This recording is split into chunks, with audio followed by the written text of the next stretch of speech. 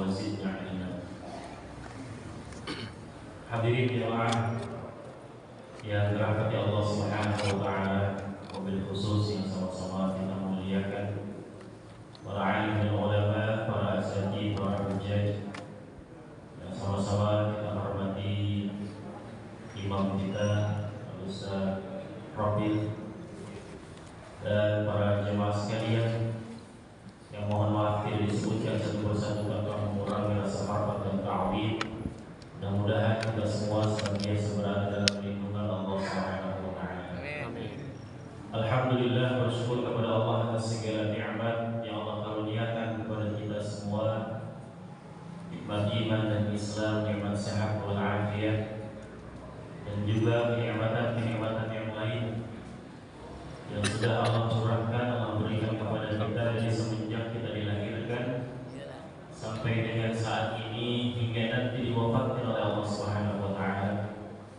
Mudah-mudahan semua kenikmatan ini bisa kita pergunakan, bisa kita manfaatkan semata-mata hanya untuk mengabdi kepada Allah Subhanahu wa taala dan mempergunakannya sesuai dengan apa yang diinginkan oleh Allah Subhanahu wa taala. Amin. Tidak lain dan tidak bukan Allah menginginkan kita. Tujuan dari penciptaan manusia adalah untuk beribadah kepada Allah. Wa ma khalaqtul jinna wal insa illa liya'budun. Karena tujuan Allah menciptakan kita untuk beribadah, maka selayaknya kita mempergunakan nikmat yang Allah berikan kepada kita semua untuk mendekatkan diri kepada Allah Subhanahu wa taala. Karena itu yang diinginkan oleh Allah. Itulah tanda syukur seorang hamba kepada Allah Subhanahu wa taala atas nikmat yang telah diberikan oleh Allah. Kita punya mata, maka kita pergunakan mata kita untuk beribadah. Kita punya lisan, Allah ciptakan lidah, maka kita pergunakan lidah kita untuk beribadah kepada Allah.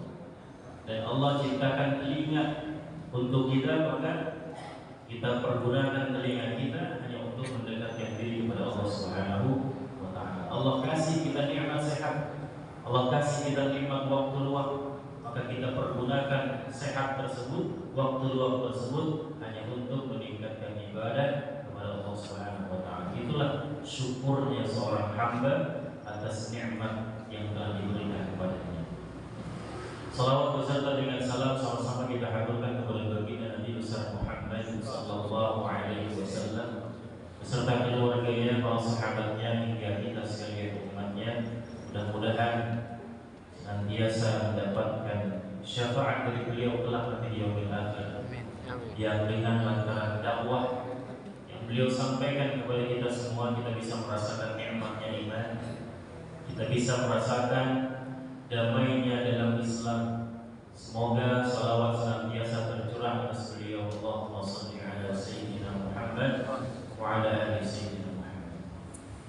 Hadirin jamaah yang dirahmati Allah Subhanahu wa taala, bersyukur alhamdulillah hari ini kita sudah mencapai di hari yang ke-20 di bulan Ramadan. Alhamdulillah. Itu tandanya apa? Lebaran sebentar. Ya. Itu tandanya lebaran sebentar lagi. Dan sebagai tanda lebaran sebentar lagi, apa yang dilakukan oleh Nabi sallallahu alaihi wasallam ketika sudah memasuki di 10 terakhir di bulan suci Ramadan, syadda al-izar, Rasulullah itu mengencangkan sarungnya, ya. Kemudian dia membangunkan keluarganya untuk beribadah kepada Allah Subhanahu wa taala. Jadi ini adalah waktunya final. Sudah masuk di babak yang sangat krusial bagi kita. Karena Ramadan tidak lama lagi, sebentar lagi akan pergi meninggal. Maka jangan sampai waktu-waktu yang krusial ini kita sia-siakan. Senantiasa kita pergunakan untuk mendekatkan diri kepada Allah. Mudah-mudahan Allah takdirkan kita bertemu dengan Lailatul Qadar. Amin. Amin ya Allah ya Rabbal Alamin. Satu ayat di mana Allah mengatakan bahwa Ramadan adalah bulan Al-Quran. Syahrul Ramadan alladzi unzila fihi al-Qur'an. Bulan Ramadan adalah bulan diturunkannya Al-Qur'an. Sehingga menjadi sebuah perekat di mana Ramadan dan Al-Qur'an tidak bisa dipisahkan. Seperti dua mata koin yang jikalau tidak ada salah satunya maka tidak akan menjadi satu koin. Jadi Ramadan lekat dengan Al-Qur'an dan Al-Qur'an pun lekat dengan bulan Ramadan karena disitulah diturunkannya, pada waktu itulah diturunkannya Al-Qur'an. Maka seyogianya kita di waktu-waktu krusial seperti ini memperbanyak ibadah kepada Allah Subhanahu wa taala. Salah satu medianya adalah dengan memperbanyak membaca Al-Qur'an. Al-musahabatu bil Qur'an, bersahabat dengan Al-Qur'an. Kata Nabi sallallahu alaihi wasallam dalam hadis yang diriwayatkan oleh Imam Muslim, "Iqra'ul Qur'an fa innahu ya'ti yaumal qiyamati syafi'an li ashabi." Kata Nabi sallallahu alaihi wasallam, "Iqra'ul Qur'an." Baca olehmu Al-Qur'an. Fa innahu ya'ti yaumal qiyamah, maka sesungguhnya nanti Al-Qur'an akan datang di hari kiamat syafi'an li ashabi, akan memberikan syafaat. Apa syafaat? Syafaat itu istilahnya kayak rekomendasi, ya, rekomendasi dari Al-Quran kepada Allah untuk langsung dimasukkan ke dalam surganya Allah. Nanti Al-Quran akan memberikan syafaat kepada siapa? Al-Quran memberikan syafaat. Al-Quran akan memberikan syafaat li ashabi, kepada sahabat-sahabatnya Al-Quran. Maka dari awal dikatakan hendaknya kita bersahabat dengan Al-Quran. Bapak-bapak punya sahabat, Pak? Punya sahabat? Punya. Yang namanya sahabat itu pasti kenalnya sudah dekat.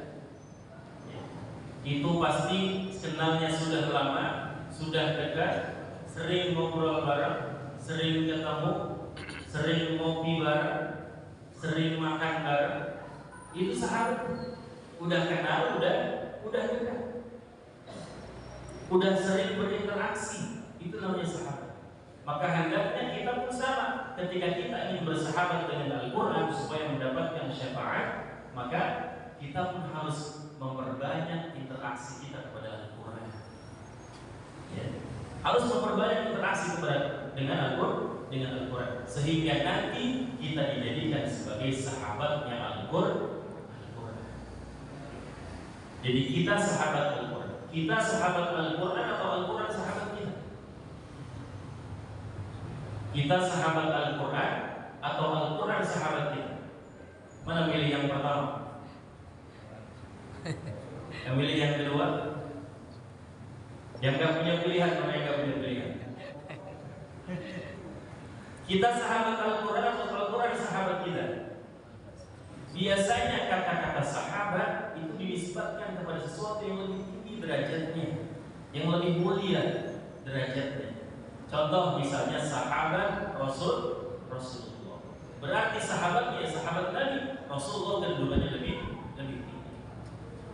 Jadi sahabat Rasulullah. Sahabat disebutkan dengan kata-kata Rasul, berarti Rasulnya yang lebih mulia. Sama seperti ketika Allah mengatakan dalam Al-Quran, alam tara kaifa fa'ala rabbuka bi ashabil fil. Ashabul fil, apa arti ashabul fil? Sahabat gajah. Berarti gajahnya lebih mulia. Kenapa gajahnya bisa menjadi lebih mulia? Dalam kisah diriwayatkan bahwa ketika Raja Abraha membawa pasukan gajah, ya, menuju Mekah ingin menghancurkan Ka'bah. Ada seekor gajah yang ketika gajah ini dituntun untuk berangkat ke Mekah menghancurkan Ka'bah, gajah ini tidak mau. Gajah ini diam. Gajah ini duduk. Udah kayak sarung, gajah duduk. Gajahnya duduk, dia nggak mau. Karena dia tahu di sana ada rumah Allah yang mulia di Ka'bah. Ketika gajah ini ditarik lagi kembali pulang ke kandangnya, dia bangun berdiri dan berjalan. Dialihkan lagi gajah itu menuju Mekah, ini menghancurkan Ka'bah. Diam lagi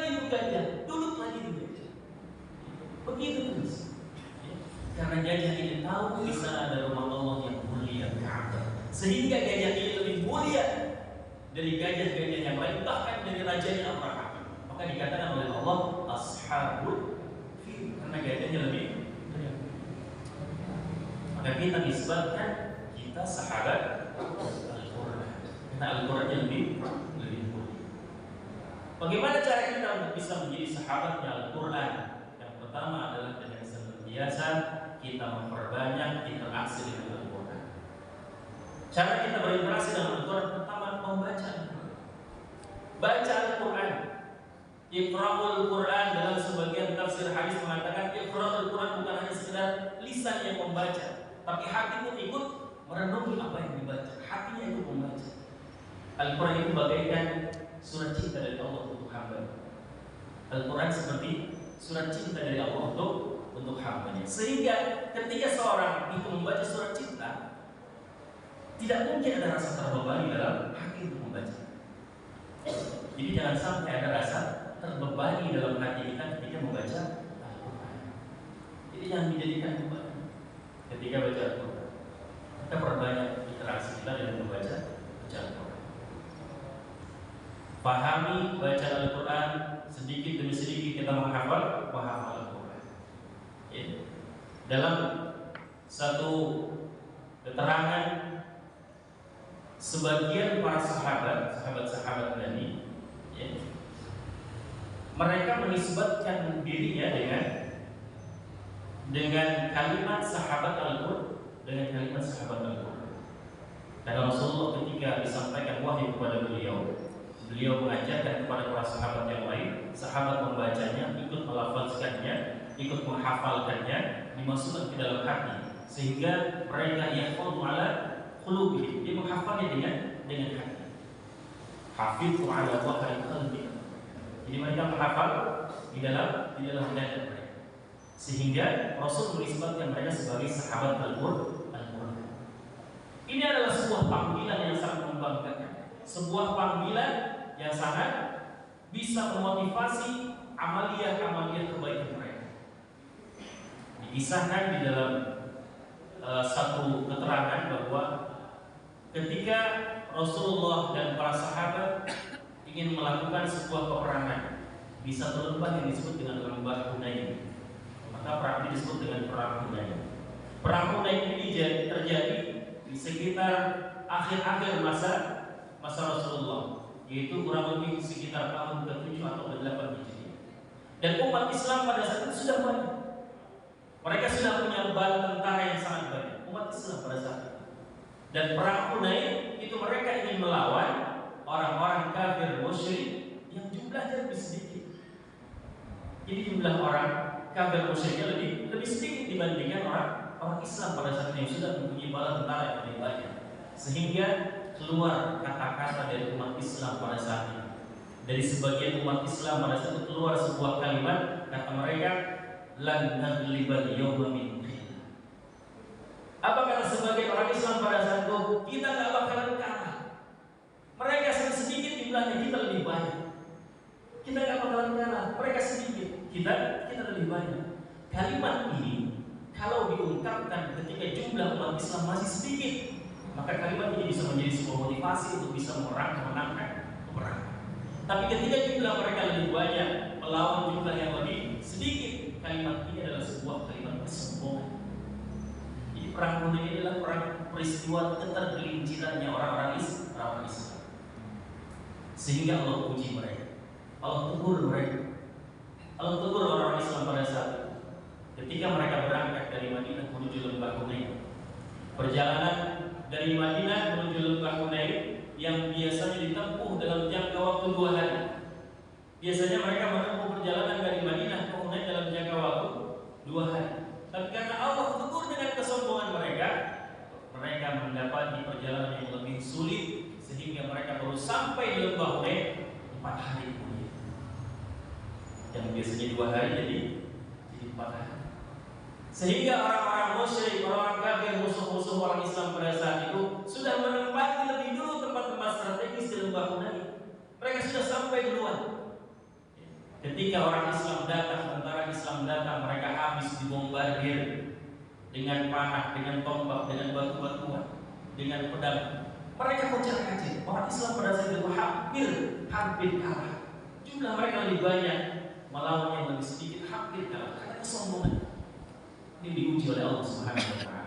Berlari mereka kocar-kacir ke kanan, ke kiri, depan, belakang, semua berlari. Sehingga Rasulullah memanggil mereka. Wahai bala tentara, ana Muhammad, saya Muhammad. Ana Muhammad bin Abdullah, saya Muhammad bin Abdullah. Kembali kalian ke tempat kalian.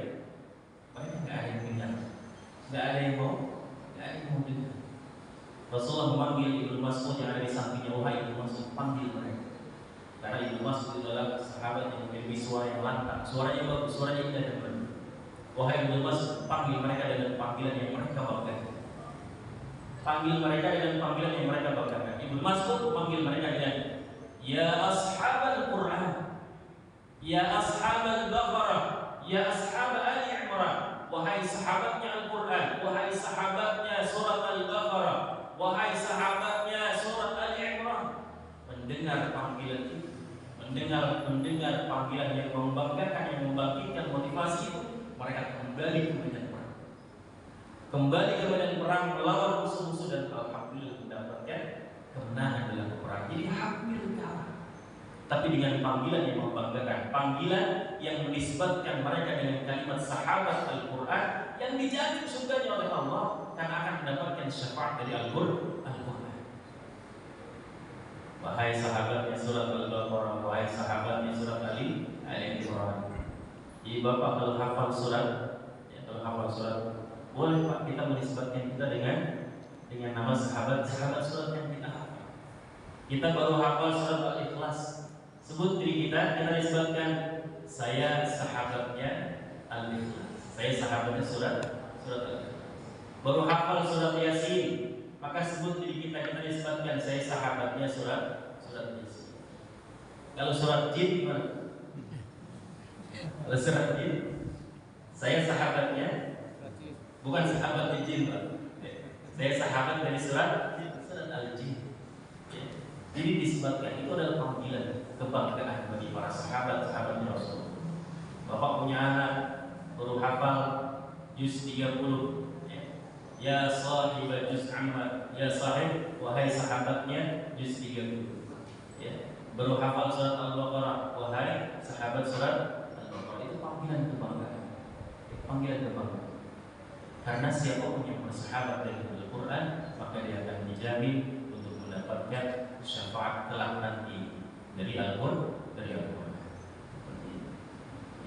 Jadi di sini bagaimana kita berinteraksi dengan Al-Quran? Pertama dengan memperbanyak kita membaca Al-Quran. Bukan hanya sekedar lisan yang mengucap dan yang membaca, tapi hati pun ikut hadir.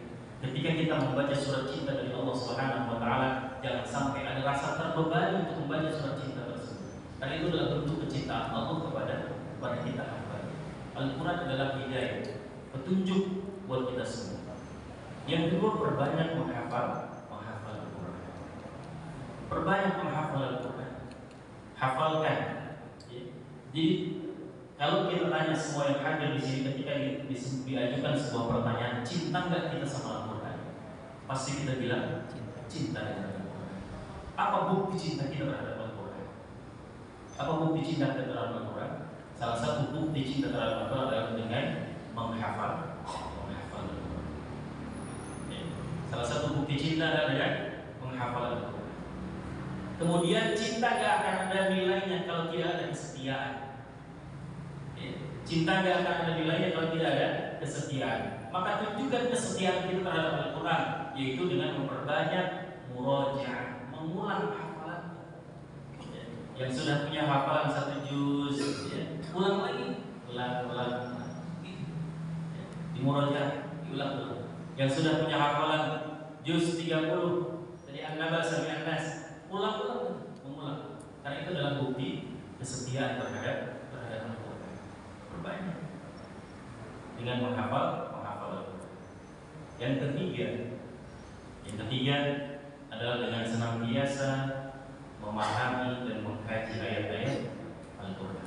Ini penting, Karena Al-Quran isinya adalah hudan linnas, wa bayyinatin minal huda wal furqan, petunjuk bagi manusia dan penjelas dari semua petunjuk-petunjuk tersebut.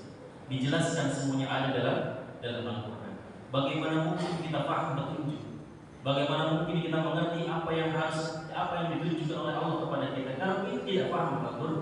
Tidak paham Al-Quran. Saat saya cuma bisa baca, boleh silakan. Jadi bertahap.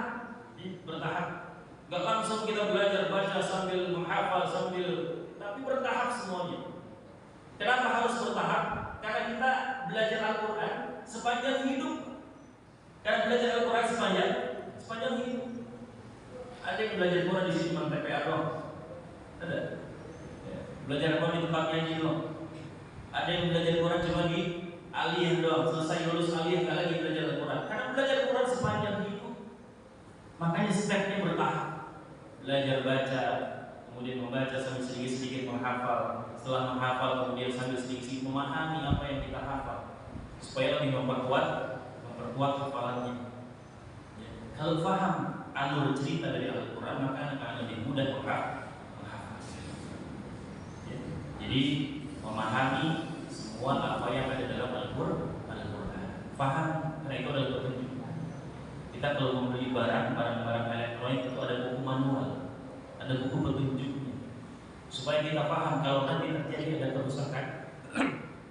kerusakan dari barang yang kita beli, kita tahu bagaimana cara memperbaiki, kita tahu bagaimana cara kita membenarkannya.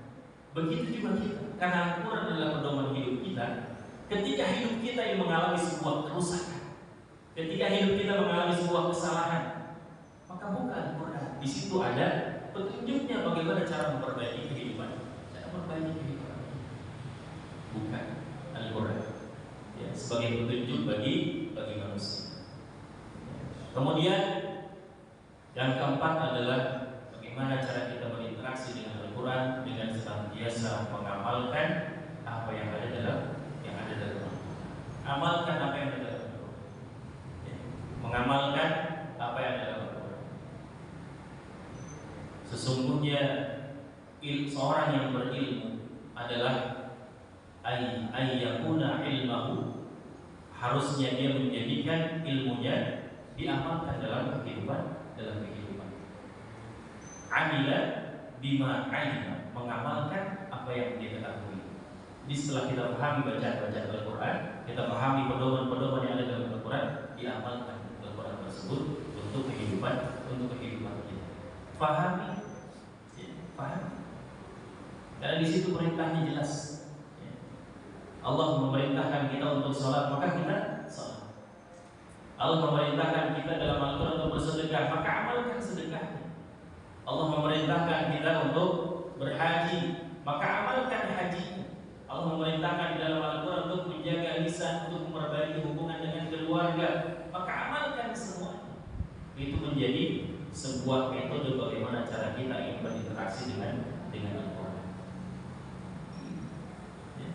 Jadi jangan sampai Al-Quran di sini ini adalah bulan Ramadan, bulan yang rekat sekali dengan Al-Quran. Maka seyogianya, ya, mungkin ada di sini orang yang selama hidupnya belum pernah hafal Al-Quran.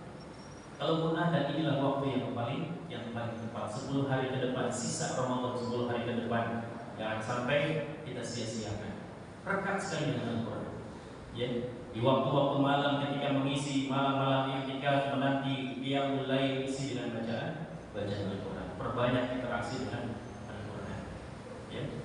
Kata Nabi SAW dalam hadis yang lain, yuqalu li sahibil Quran, dikatakan kepada sahabatnya Al-Quran. Di hadis ini lagi-lagi mengatakan bahwa hadis ini untuk sahabatnya Al-Quran. Yuqalu li sahibil Quran, dikatakan kepada sahabatnya Al-Quran, iqra wartaqi warattil kama kunta turattal fid dunya. Baca Al-Quran, perbanyak baca lagi, tingkatkan lagi bacaan Al-Qurannya. Warattil, dan baca dengan tartil. Ya, apa itu tartil? Tahu tartil Pak? Tartil itu kalau dalam literatur bahasanya adalah, kan ayatnya warattilil Qur'ana tartila. Artinya dan bacalah Al-Quran dengan tartil. Kalau dalam terjemahnya begitu. Tapi dalam maknanya warattilil Qur'ana tartila, dan tartilkanlah Al-Quran setartil-tartilnya. Maknanya begitu. Ya. Tartil itu maknanya adalah memahami, mengetahui apa yang dibaca, ya, dan juga tahu di mana dia berhenti. Dan tajwid istilah ini tajwidul huruf wa ma'rifatul wuquf. Itu maknanya tartil. Tajwidul huruf, mentajwidkan huruf-hurufnya, memperbagus bacaan huruf Al-Quran. Wa ma'rifatul wuquf, dan tahu di mana dia berhenti bacaannya. Makanya kalau baca Al-Quran, ya, itu kan ada tanda waqaf, ada tanda ain, di situ. Jangan berhenti baca Quran sembarangan. Ya, khawatir kalau baca Quran sembarangan, maknanya akan sampai selesai kita berhenti. Nah, itu bisa menjadi satu hal yang hilang. Ya, jadi tajwidul huruf wa ma'rifatul. Jadi memahami bacaan Al-Quran dari segi tajwid hurufnya, dan juga tahu di mana dia berhenti dan mulai baca. Nah, warattilil Qur'ana tartila, dan bacalah Al-Quran dengan secara tartil. Warattil kama kunta turattal al-hadits, dan baca Al-Quran dengan tartil, dengan benar tajwidnya, tahu di mana berhenti dan memulainya. Kama kunta turattal fid dunya, sebagaimana kau membaca Al-Quran sebanyak-banyaknya, sebagus-bagusnya di dunia. Fa inna manzilataka, bahwa sesungguhnya manzilah itu kedudukan. Ya, kedudukan kita tergantung seberapa banyak kita baca Al-Quran, tergantung seberapa sering kita baca Al-Quran. Ya, kita pengen orang yang baru menghafal 1 juz, ya, insya Allah masuk surga. Tapi surganya beda dengan orang yang sudah hafal 2 juz. Pasti begitu. Orang yang sudah hafal 2 juz masuk surga insya Allah. Tapi beda surganya nanti, kenikmatannya nanti dengan orang yang sudah hafal 10 juz, 20 juz, 30 juz. Orang yang sudah memahami setengah dari ayat-ayat daripada Al-Quran, bahkan masuk surga. Beda dengan orang yang sudah memahami seluruh dari bacaan Al-Quran. Beda surganya.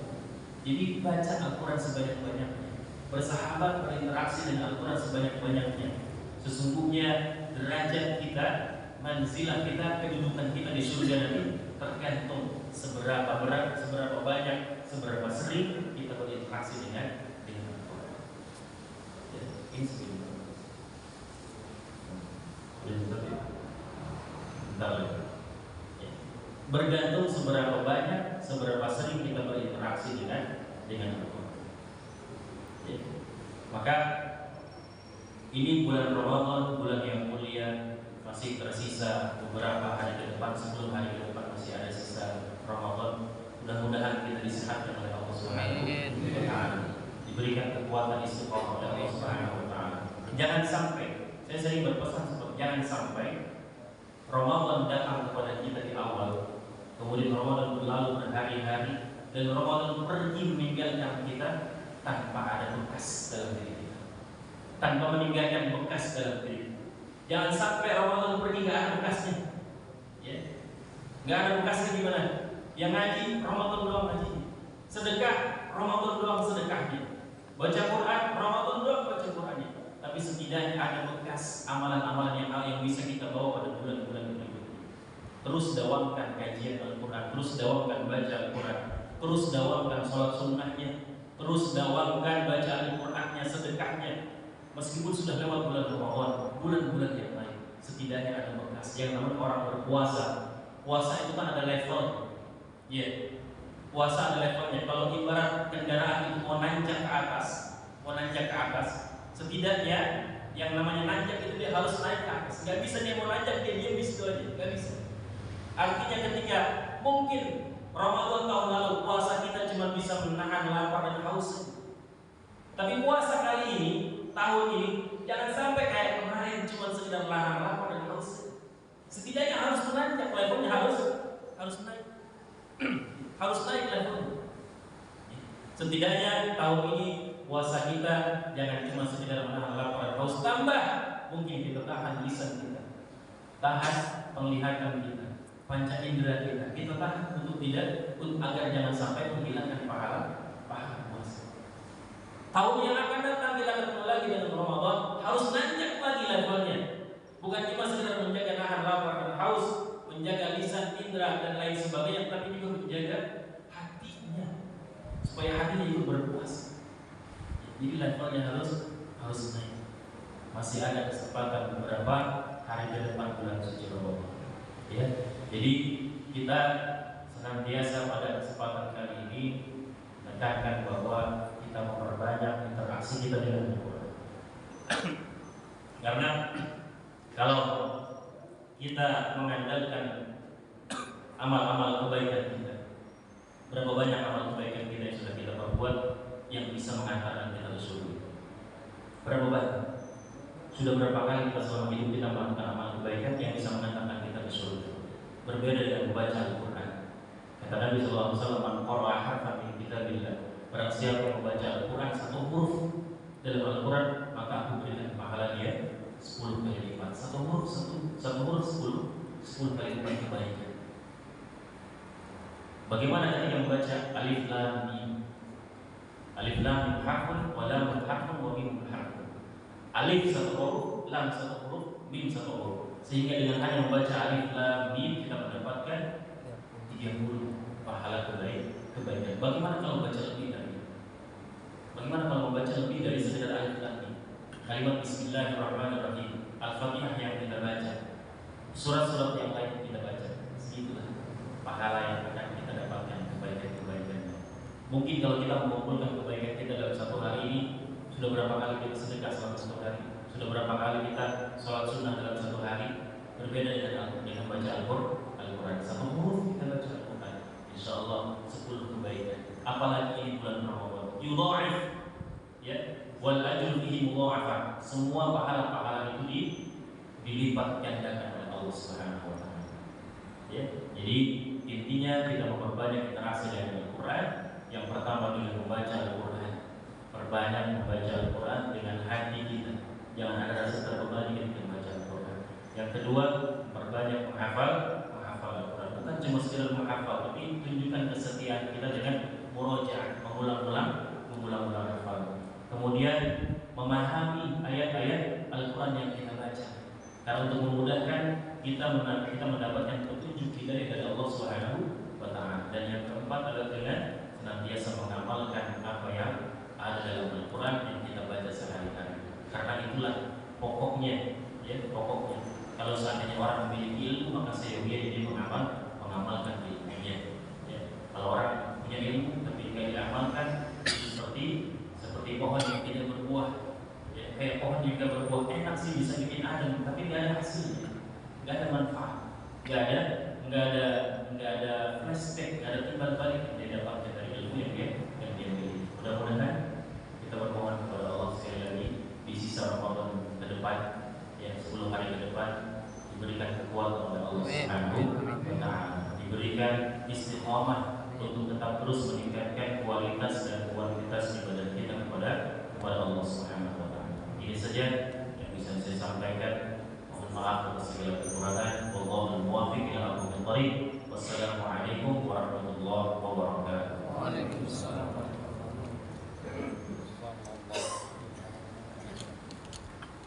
Masih ada sisa waktu